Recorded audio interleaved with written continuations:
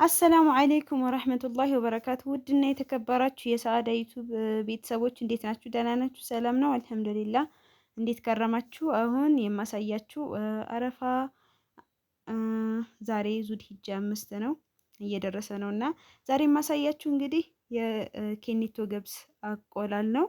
እስከ መጨረሻው ተከታተሉኝ። ላይክ፣ ሼር፣ ሰብስክራይብ በማድረግም ተባበሩኝ። ሀባይብ ተከታተሉኝ እስከ መጨረሻው።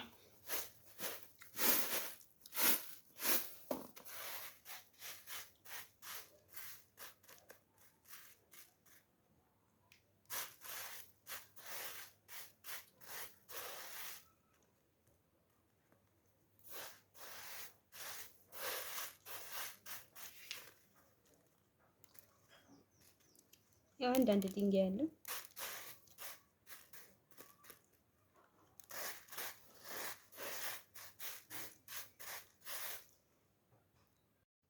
ያ ጀማ እንግዲህ ለቆላ ነው። ይሄ በየይዣለሁ ኢንሻአላህ ተከታተሉኝ።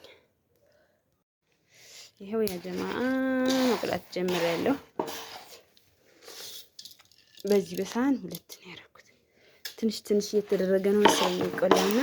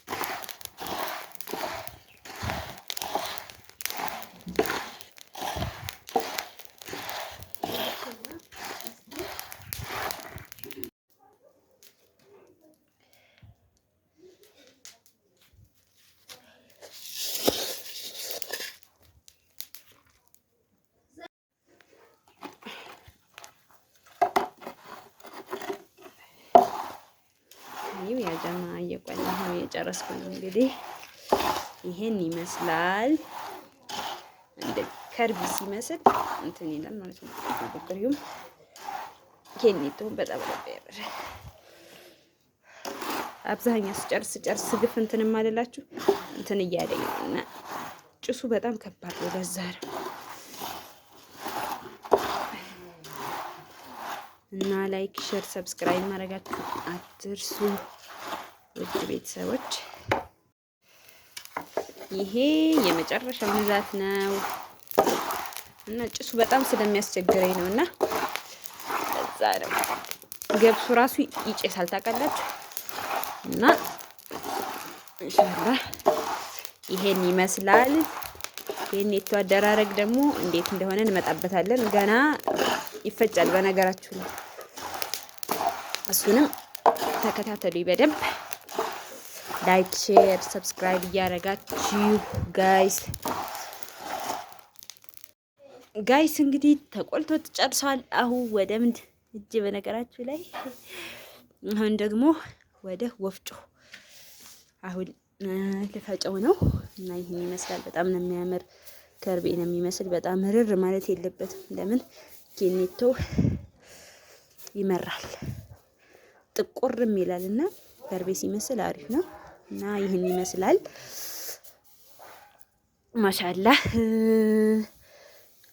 ላይክ፣ ሰብስክራይብ፣ ሼር አድርጉ።